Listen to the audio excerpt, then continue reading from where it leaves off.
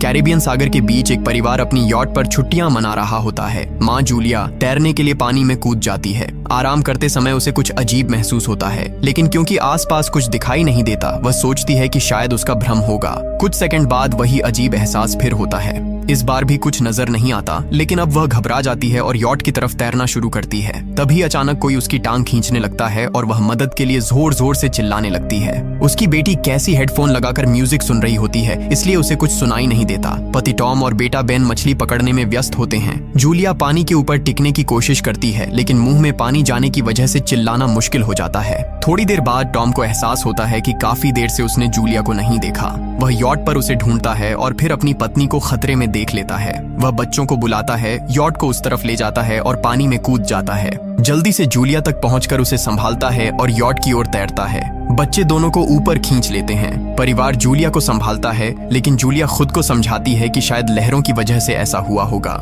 रात को सब मिलकर बेन का जन्मदिन मनाते हैं। कैसी को उसके बॉयफ्रेंड का कॉल आता है, तो वह लैपटॉप लेकर बाहर चली जाती है। वीडियो कॉल में उसका बॉयफ्रेंड दिखाता है कि शहर के ऊपर बड़े बड़े काले बादल छा गए हैं। कॉल ग्लिच होकर फ्रीज हो जाती है। कैसी यह बात परिवार को बताने आती है, लेकिन टॉम कहता है कि शायद जमीन से दूर होने की वजह से सिग्नल कमजोर है। तभी सबको एक आवाज सुनाई देती है। वे सब बाहर जाते हैं और देखते हैं कि व्हेल मछलियों का एक समूह गुजर रहा है। टॉम समझाता है कि व्हेल मछलियां हमेशा पृथ्वी के मैग्नेटिक फील्ड को फॉलो करती हैं, लेकिन जब तूफान आता है तो वे कंफ्यूज हो जाती हैं। अचानक यॉट जोर से हिलती है और बेन गिर जाता है। टॉम को चिंता होती है कि कहीं यॉट को नुकसान तो नहीं पहुंचा, इसलिए वह डाइव करके नीचे चेक करने चला जाता है। कुछ देर बाद वह सतह पर वापस आता है, लेकिन उसके कंधे पर एक बड़ा घाव होता है। जूलिया तुरंत उसका जख्म सीती है। टॉम बताता है कि पानी के अंदर उसे ऐसा लगा जैसे उसके पीछे कोई बहुत बड़ा जीव था, लेकिन जब उसने मुड़कर देखा तो प्रोपेलर से कट लग गया। वह कहता है कि जो भी चीज थी बहुत बड़ी थी। टॉम को यॉट पर काफी नुकसान दिखाई देता है, इसलिए उन्हें मदद बुलानी पड़ती है। जूलिया बार बार रेडियो पर कोशिश करती है। कैसी फोन पर सिग्नल ढूंढती है, लेकिन कुछ भी काम नहीं करता।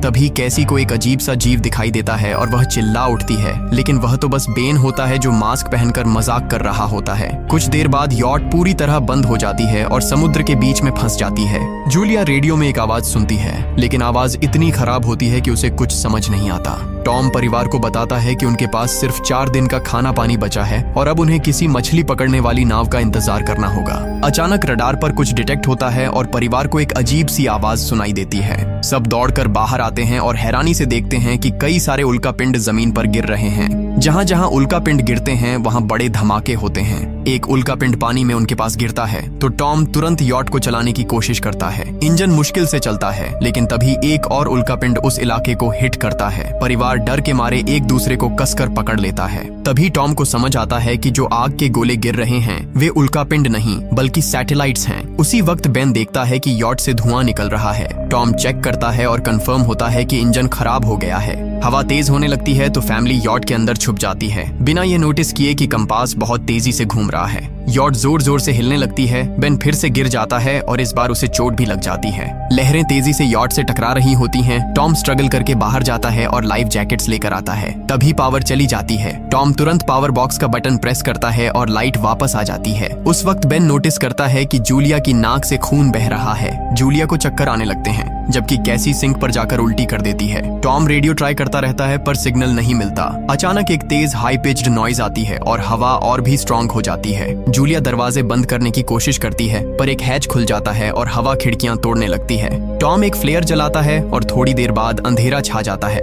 अगली सुबह फैमिली शॉक में उठती है कि वो स्टॉर्म से बच गए हैं, लेकिन यॉट आधी तबाह हो गई होती है। जब वो बाहर आते हैं तो देखते हैं कि समुद्र का पानी गायब हो गया है और यॉट अब जमीन पर अटकी है। सब ये देखकर शॉक में आ जाते हैं। कैसी सिग्नल चेक करती है पर नेटवर्क बिल्कुल डाउन होता है। बेन 2 मरे हुए केकड़ों से खेलने लगता है। टॉम कंपास चेक करता है और देखता है कि वो उल्टा हो गया है। ये आखिरी बार 7 लाख साल पहले हुआ था। कैसी को लगता है कि उसका बॉयफ्रेंड मर गया होगा और वो टूट जाती है। जब जूलिया उसे समझाने आती है तो कैसी उसे दूर कर देती है और छुपने चली जाती है। जूलिया और टॉम बची हुई सप्लाईज देखते हैं। बेन अपने बर्थडे बलून्स एक पत्थर से बांध देता है ताकि शायद कोई बचा हुआ सर्वाइवर देख ले। टॉम फिर रेडियो ट्राई करता है और इस बार एक आदमी से कनेक्शन हो जाता है। उसका नाम नाव होता है और वो एक सबमरीन का कैप्टन होता है। उसकी सबमरीन भी लैंड पर अटक गई है। वो कंफर्म करता है कि मैग्नेटिक पोल्स रिवर्स हो गए हैं, इसलिए ओशन पीछे हट गया है और जमीन डूब गई है। वो कहता है कि उसने अभी तक और सर्वाइवर्स नहीं देखे और कम्युनिकेशन सिस्टम्स बिल्कुल डाउन हो गए हैं। वो मजीद ये भी कहता है कि पोल्स फिर रिवर्स होंगे और शायद एक हफ्ते में समुंदर वापस आ जाएगा।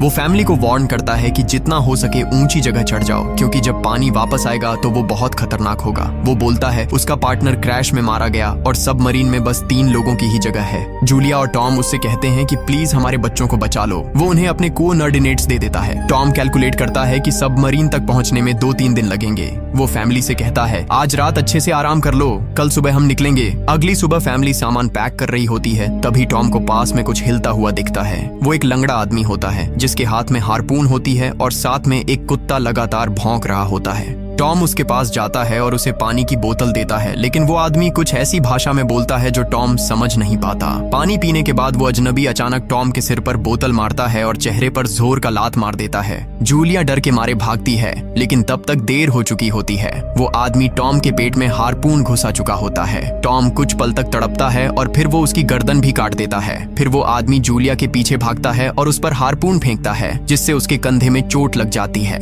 जूलिया दर्द सहते हुए यॉट के अंदर भागती है और बच्चों को बोलती है कि छुप जाओ। वो दरवाजा लॉक कर देती है। कैसी और बेन सोफे के अंदर घुस जाते हैं। जूलिया उन्हें फ्लेयर गन पकड़ाती है और खुद एक चाकू लेकर बाथरूम में छुप जाती है। वो आदमी दरवाजे पर जोर जोर से धक्के मारता है और आखिर अंदर घुस ही जाता है। पहले वो थोड़ा खाना उठाता है और फिर यॉट में इधर उधर ढूंढने लगता है, फिर बाथरूम की तरफ जाता है, लेकिन जूलिया समझदारी से एक छोटे छेद से बाहर निकल जाती है। वो आदमी सोचता है कि जूलिया भाग गई, लेकिन जैसे ही वो धीरे से निकलने लगती है, उसका कुत्ता उसे देख लेता है और भौंकने लगता है। कुत्ता उस पर झपटता है तो जूलिया चाकू से उसे मार देती है। कुत्ते की चीख सुनकर वो आदमी बाहर आता है और अपने कुत्ते की लाश देखकर आग बबूला हो जाता है। इस बीच जूलिया यॉट के दूसरे साइड से अंदर जाने की कोशिश करती है। वो ऊपर चढ़कर टूटी हुई खिड़की से अंदर घुसने लगती है, लेकिन वो आदमी पहले ही वहां पहुंच जाता है। वो उसे पकड़कर जोर से मुक्का मारता है, जिससे वो नीचे गिर जाती है। जूलिया फर्नीचर पकड़कर बचने की कोशिश करती है, लेकिन वो आदमी उसे लात मारकर दूर फेंक देता है। फिर वो उसकी कलाई पर पैर रख देता है ताकि वो चाकू छोड़ दे, और फिर उसके बाल पकड़कर उसका चेहरा जमीन पर दे मारता है और सोफे पर फेंककर उसका गला दबाने लगता है। बच्चे ये सब कुछ देख रहे होते हैं। कैसी बाहर निकलकर फ्लेयर गन चलाती है जो सीधा उस आदमी को लगती है।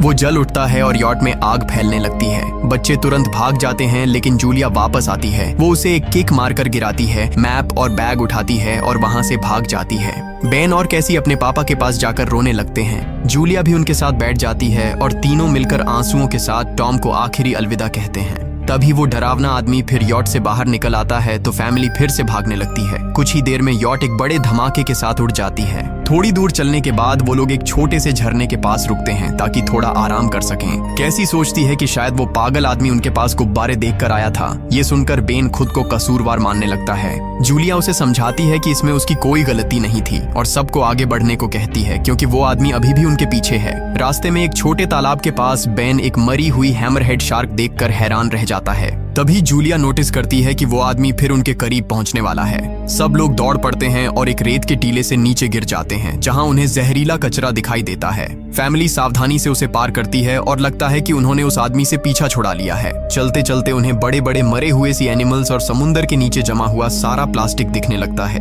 बेन धीरे धीरे चलने लगता है तो जूलिया समझ जाती है कि वो डिहाइड्रेशन के करीब है। वो सबको रुकने को कहती है। जब वो पानी की बोतल देखती है तो उसे झटका लगता है। बोतल में पानी लगभग खत्म हो चुका होता है। कैसी को एहसास होता है कि शायद उसने बोतल ठीक से बंद नहीं की थी। जूलिया गुस्से में चिल्लाती है कि उसकी लापरवाही की वजह से पानी खत्म हो गया। कैसी जवाब देती है, क्या फर्क पड़ता है, वैसे भी हम बचने वाले नहीं हैं। दोनों के बीच लंबी बहस होती है, फिर भी फैमिली आगे चलती रहती है। कुछ देर बाद उन्हें एक क्रैश हुआ प्लेन मिलता है। अंदर कुछ हिलता डुलता देख सब डर जाते हैं, लेकिन वो सिर्फ कुछ पक्षी होते हैं। फैमिली तय करती है कि रात यहीं प्लेन के अंदर गुजारेंगे। वो थोड़ा सा स्नैक शेयर करते हैं और जूलिया को टॉम की जैकेट में एक फैमिली फोटो मिलती है, जिसे देखकर उसका दिल टूट जाता है। कैसी पूछती है, मॉम आप और डैड की लव स्टोरी क्या थी? जूलिया मुस्कुराकर बताती है, टॉम हॉस्पिटल में मेरा पेशेंट था। फिर एक दिन उसने फूल और एक प्यारी सी कविता देकर अपना प्यार जताया था। रात के बीच में कैसी प्लेन से बाहर जाती है। तभी वो डरावना आदमी उसे पीछे से पकड़ने की कोशिश करता है, लेकिन जूलिया अचानक पीछे से उस पर टूट पड़ती है और बार बार चाकू से वार करके उसे मार देती है। कैसी अपनी माँ को गले लगाकर शांत करती है। अगली सुबह उस आदमी की लाश पर कीड़े गुंड पड़े होते हैं। फैमिली नोटिस करती है कि उसके शरीर पर कई काटने के निशान हैं, मतलब इस एरिया में कोई खतरनाक जीव छिपा हुआ है। जैसे ही वो लोग वहां से निकलते हैं, केकड़े उसके मुंह से बाहर निकल आते हैं। कुछ घंटों बाद जूलिया और कैसी मैप देख रही होती हैं, लेकिन बेन धीरे से आगे निकल जाता है। जूलिया चिल्लाती है, रुक जाओ, लेकिन बेन एक तालाब में झुककर पानी पीने लगता है। जूलिया तुरंत उसे खींचकर बाहर निकालती है और समझाती है कि अनजान पानी उसे बीमार कर सकता है। धूप बहुत तेज हो जाती है तो फैमिली अपने सिर कपड़ों से ढक लेती है। बेन को चक्कर आने लगते हैं। तभी उन्हें कुछ पुराने कुर्सियां मिलती हैं और जूलिया कैसी उनसे एक टेम्पररी शेल्टर बना लेती हैं। जूलिया बेन को इंजेक्शन लगाती है और तय करती है कि वो रात वहीं बिताएंगे। सुबह जूलिया एक अजीब सी आवाज सुनकर उठती है। बाहर जाकर देखती है तो क्रैब्स का एक बड़ा झुंड उनकी तरफ आ रहा होता है। वो तुरंत बच्चों को उठाती है और तीनों भागना शुरू कर देते हैं। भागते भागते उन्हें एक बड़ा कार्गो शिप दिखाई देता है। वहाँ 3 क्रू मेंबर्स जिंदा होते हैं। एक औरत उनकी मदद करना चाहती है, लेकिन बाकी 2 आदमी मना कर देते हैं और तीनों फैमिली को बाहर छोड़कर कंटेनर लॉक कर लेते हैं। क्रैब्स पास आ जाते हैं। जूलिया बच्चों को कंटेनर के ऊपर चढ़ाती है। खुद जब चढ़ने लगती है तो क्रैब्स उसके पैर को जोर से काट लेते हैं। बच्चे उसे खींचकर ऊपर चढ़ाते हैं, नहीं तो वो नीचे गिर जाती। कंटेनर के एक छेद से आधे क्रैब्स अंदर घुस जाते हैं। क्रू मेंबर्स फायरिंग शुरू करते हैं, लेकिन क्रैब्स उन पर हावी हो जाते हैं और दोनों को मार डालते हैं। आखिरी आदमी छत के होल तक पहुंचता है, लेकिन क्रैब्स उसे भी नीचे खींच लेते हैं और वो भी मर जाता है। जूलिया अपने जख्म पर पट्टी बांधती है और बेहोश हो जाती है। कुछ देर बाद जब वो उठती है तो खुद को रेत के तूफान के बीच अकेली पाती है। वो घबराकर बच्चों को ढूंढने लगती है। एक मरी हुई औरत का हथियार उठाती है और जोर जोर से चिल्लाती है। कैसी उसकी आवाज सुनकर लौट आती है और बताती है कि वो और बेन मदद ढूंढने गए थे, लेकिन कोई नहीं मिला। फिर दोनों बेन से मिलते हैं, जिसे एक खुला कंटेनर मिलता है जहां वो तूफान खत्म होने तक रुक सकते हैं। जूलिया टॉम का लाइटर निकालती है और अपने जख्म को जलाकर बंद करती है, जो बेहद दर्दनाक होता है। तूफान थमने के बाद उन्हें एक और कंटेनर मिलता है जिसमें बहुत सारी पानी की बोतलें होती हैं। बॉडीज चेक करते वक्त उन्हें एक रेडियो और एक गन भी मिलती है। जूलिया नाव से संपर्क करती है और बताती है कि मैप खो गया है। इस पर नाव बताता है कि उन पर आर्थ्रोपॉड्स ने हमला किया था। वो अबिस के जीव हैं जो ऑक्सीजन की वजह से पूरी तरह पागल हो चुके हैं। अब नाव फैमिली को जल्दी करने को बोलता है, क्योंकि उसके इंस्ट्रूमेंट्स ने कैलकुलेट किया है कि समुद्र उम्मीद से ज्यादा जल्दी वापस आएगा और उनके पास सिर्फ कुछ घंटे बचे हैं। वो एक फ्लेयर शूट करता है और फैमिली उस दिशा में चलना शुरू करती है। लंबी वॉक के बाद फैमिली को एक टूटा हुआ टॉयलेट मिलता है जिसमें बेन पेशाब करता है। अब वो लोग आखिरकार सबमरीन को पास ही देख लेते हैं, लेकिन वहां पहुंचने के लिए उन्हें एक बड़ा चट्टानी रास्ता पार करना होगा। जैसे ही वो रास्ते से गुजरते हैं, दीवारें हिलने लगती हैं और पत्थर गिरने लगते हैं, जिससे एक भयानक रॉक स्लाइड हो जाता है। जूलिया तुरंत अपने बच्चों को साइड में धक्का देती है और खुद भी पीछे हट जाती है ताकि कुचली न जाए। अब एक पत्थर की दीवार उनके बीच आ गई है। जूलिया बच्चों से कहती है कि वो बिना उसके आगे बढ़ जाए, लेकिन कैसी मना करती है और जोर देती है कि उसकी माँ को चढ़ने की कोशिश करनी चाहिए। बहुत बहस होती है और चिल्लाने के बाद जूलिया वादा करती है कि वो बाद में अपने बच्चों को ढूंढ लेगी। मजबूर होकर कैसी अपने भाई को खींचकर आगे ले जाती है। बच्चे चट्टानी रास्ता चढ़कर सबमरीन की तरफ भागते हैं, लेकिन वहां पहुंचकर देखते हैं कि नाव बाहर खून में लथपथ पड़ा है। वो समझाता है कि उसके लिए सब खत्म हो गया है और अब बच्चे सबमरीन ले सकते हैं। ये सोचकर कि एक एक्स्ट्रा जगह होगी, कैसी वापस अपनी माँ को ढूंढने भागती है। तभी जूलिया केकड़ों को आता देखती है और वो फायरिंग शुरू कर देती है। कुछ केकड़ों को वो मार देती है, लेकिन झुंड बहुत बड़ा होता है और सबसे लड़ना मुश्किल हो जाता है। उसी वक्त कैसी दीवार के ऊपर दिखाई देती है और हाथ आगे बढ़ाती है तो जूलिया अपने घायल पैर के बावजूद तेजी से चढ़ना शुरू करती है। कैसी की मदद से वो दूसरी तरफ पहुंच जाती है और दोनों साथ में सबमरीन की तरफ भागते हैं। बेन पहले से ही ऊपर खड़ा होता है और फायर खोल देता है ताकि केकड़े डिस्टर्ब रहें जब तक फैमिली ऊपर चढ़ जाए। केकड़े नाव के शरीर तक पहुंचते ही तुरंत उसे खाने लग जाते हैं। जूलिया गन उठाती है और फायरिंग जारी रखती है जब तक बच्चे अंदर चले जाएं। जब वो सुरक्षित हो जाते हैं, जूलिया समझती है कि गोलियां खत्म हो गई हैं, तो वो गन केकड़ों पर फेंक देती है और अपने बच्चों के साथ अंदर चली जाती है। फैमिली हैच को अच्छे से लॉक करती है और खिड़की से केकड़ों को सबमरीन के चारों तरफ देखती है। इसी वक्त समुद्र वापस आ जाता है तो तीनों तुरंत अपनी सीटों पर बैठकर बेल्ट पहन लेते हैं और एक दूसरे का हाथ पकड़ लेते हैं। तेज लहरें सबमरीन को जोर जोर से इधर उधर फेंकना शुरू कर देती हैं, जिससे जूलिया को पूरी जर्नी के विजन दिखने लगते हैं और कैसी उल्टी कर देती है। जल्दी ही वो हाई पिच आवाज वापस आती है और फैमिली बेहोश हो जाती है। कुछ देर बाद जूलिया और बच्चे होश में आते हैं और खुद को जिंदा देखकर खुश होते हैं। वो हैच अनलॉक करके बाहर निकलते हैं और देखते हैं कि लहरों ने सबमरीन को एक तबाह शहर में गिरा दिया है। यानी अब जिंदा रहने और नया जीवन शुरू करने की उम्मीद है। और यहीं पर फिल्म खत्म होती है। चैनल को सब्सक्राइब करना न भूलें और बेल आइकन जरूर दबाएं ताकि आपको ऐसे ही मजेदार वीडियो मिलते रहें। देखने के लिए धन्यवाद।